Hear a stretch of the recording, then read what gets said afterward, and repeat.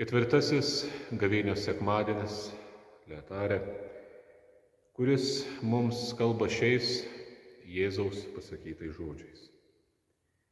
Iš tiesų sakau jums, jei kviečio grūdas kritęs į žemę nemirs, jis liks vienas, o jei mirs, jis duos gausių vaisių.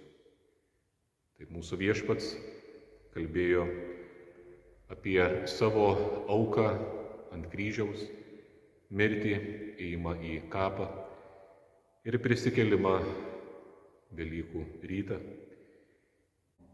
Tarp atėjusių per šventes Dievo pagarbinti buvo ir graikų. Jie kreipėsi į Pilypą kilusį iš Galilėjos miesto Betsaidos prašydami: Gerbiamasis, mes norėtume pamatyti Jėzų.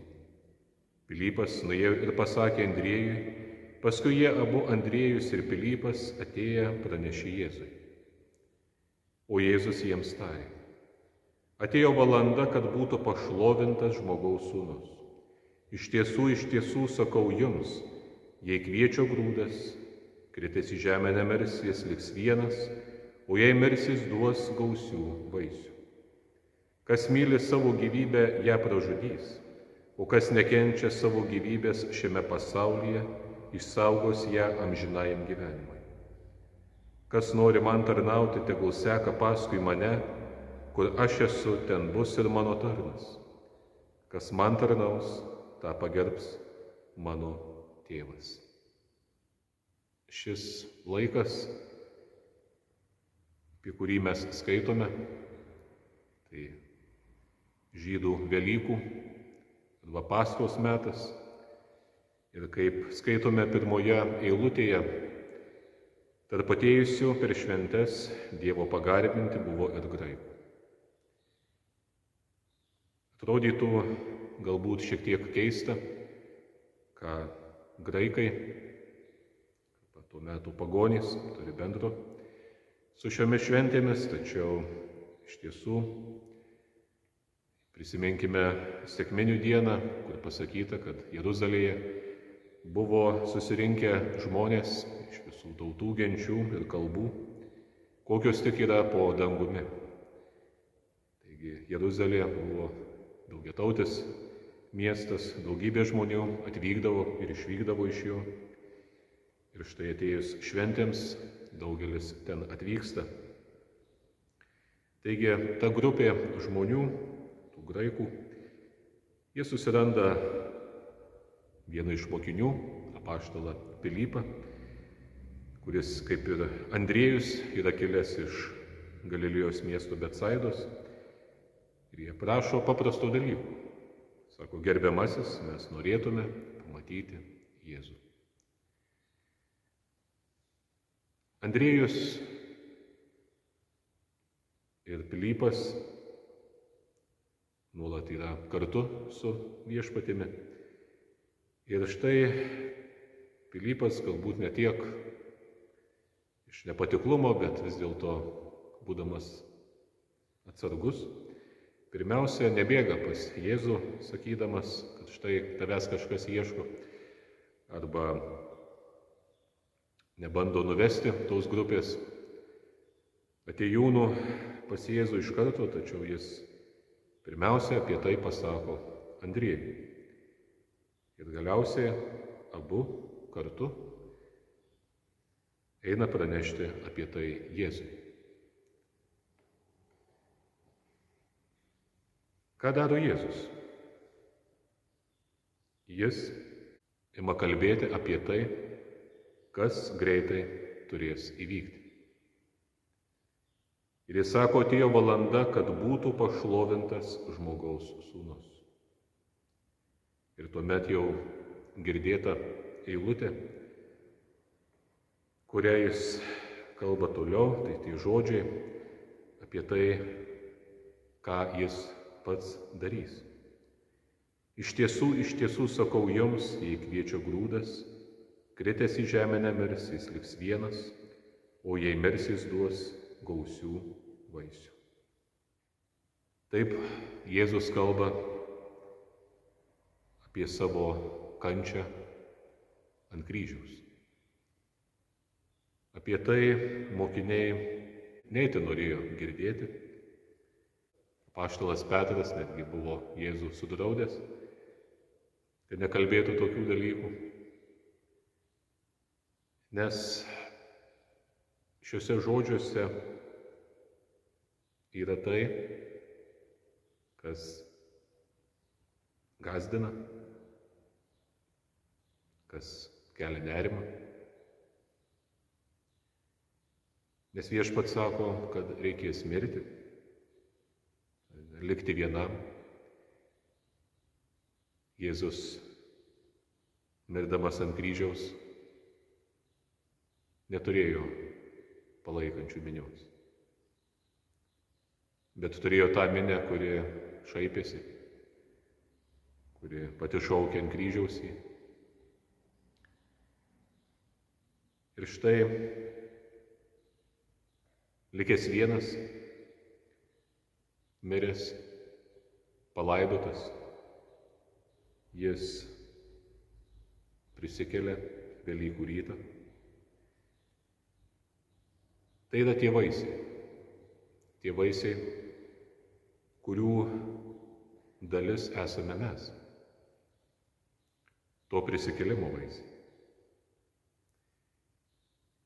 Nes kiekvieno krikščionio, kiekvieno tikinčiojo širdyje ir mintyse turėtų būti vienas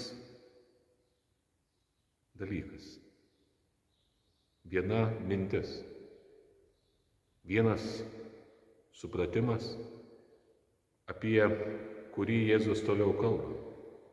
Kas myli savo gyvybę, ją pražudys, o kas nekenčia savo gyvybės šiame pasaulyje, išsaugos ją amžinajam gyvenimui. Pradėjus skaityti šią eilutę, dar didesnis nerimas kyla. Kodėl Jėzus sako, kas myli gyvybę, ją pražudys? Argi Viešpats nėra gyvybės kūrėjas, jis nėra tos gyvybės išlaikytojas? Ar Viešpats nesuteikia žmogui visą, ko reikia gyvybei palaikyti? Sako, kas myli gyvybę, kaip jos galima būtų nemylėti. Tačiau iš tiesų toliau seka paaiškinimas. O kas nekenčia savo gyvybės šiame pasaulyje, išsaugos ją amžinajam gyvenimui. Nekenčia šiame pasaulyje. Pažvelgia į tai, kas vyksta, ypatingai šiuo metu. Nors iš tiesų neturėtume išskirti jokio laikotarpio, nes žmonės istorijoje ramus, taikus laikas būdavo labai mažai išimtis. Dažniausiai smurtas, neapykanta, karas.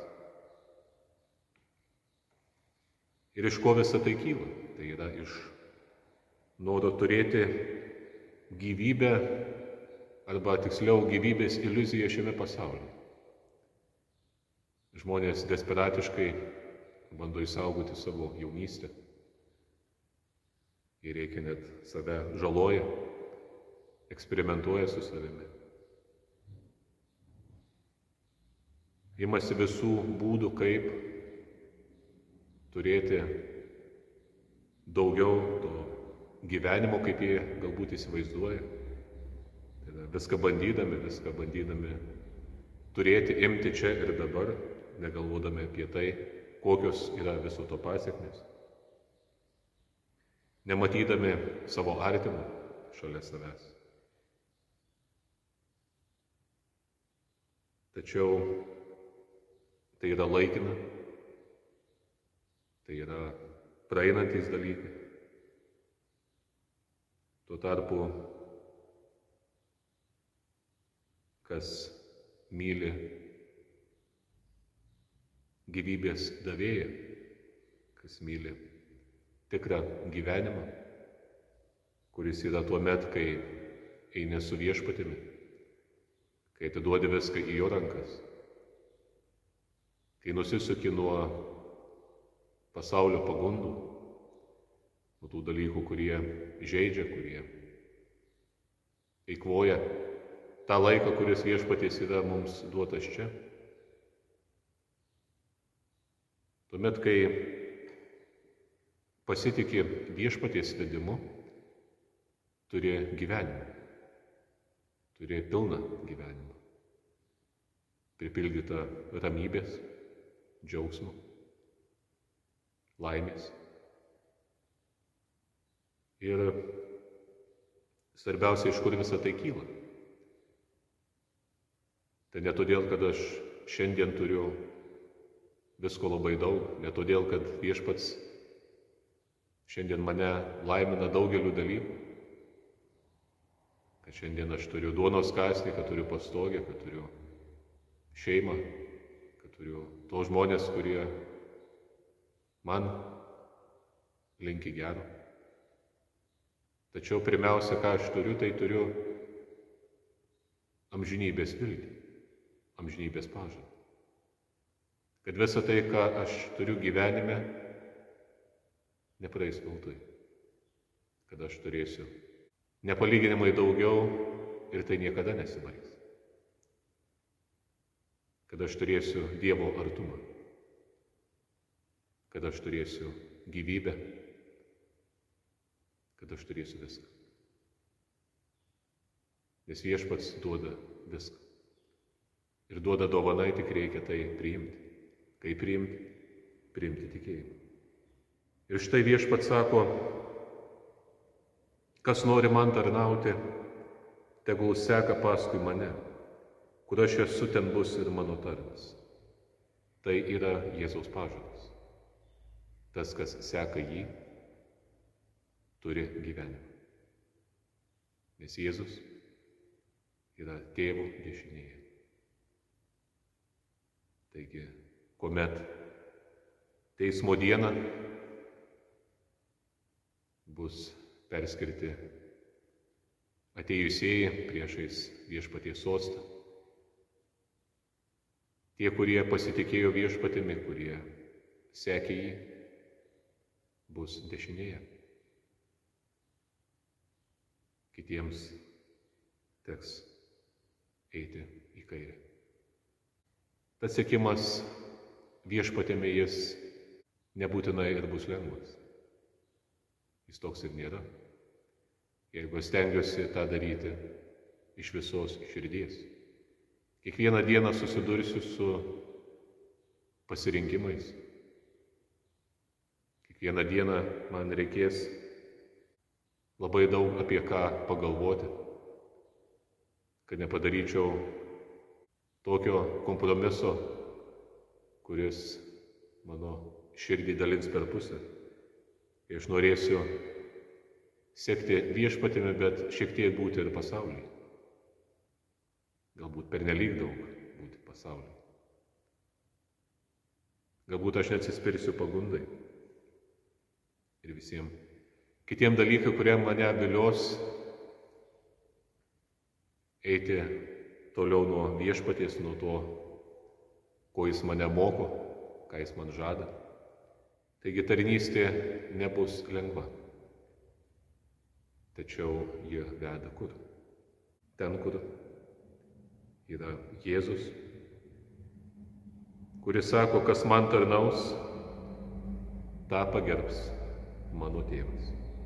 Kas nesigėdys Dievo žodžio, kas nesigėdys Evangelijos, kas gyvens Dievo meilę, kas skelbs ir liudys. Tad kiekvienas iš jų, kaip ir tie pirmieji apaštalai, skubės pas Viešpatį, bus prie jo, tie turės gyvenimą. Ir laikini kentėjimai, laikinos problemos iš tiesų niekada negali užgožti to, ką Viešpats žada. Letarė sekmadienis, kuris mums kalba apie džiaugsmą. Džiaugsmo sekmadienis. Atrodytų, kalbame apie tai, kas nelabai jau mums galėtų suteikti džiaugsmą. Apie tai, kad reikės esant metui ir kentėti, esant metui kažko atsisakyti. Tačiau džiaugsmas ateina iš Dievo pažado. To pažado, kuris mums kalba apie gyvenimą, kuris turėtų būti mūsų tikėjimo pagrindas. Aš džiaugiuosi, nes Viešpats yra mane atpirkęs. Jeigu tas kviečio grūdas nebūtų kritęs į žemę, jeigu Viešpats nebūtų už mane, už mus visus kentėjęs, miręs ir prisikėlęs, šiandien niekas nebūtų svarbu. Dėkokime Viešpačiui ir džiaukimės, nes Viešpats yra geras. Viešpats nori, kad mes gyventume. Viešpats mums nori dovanoti gyvenimą. Reikia tik jį priimti. Dovanai.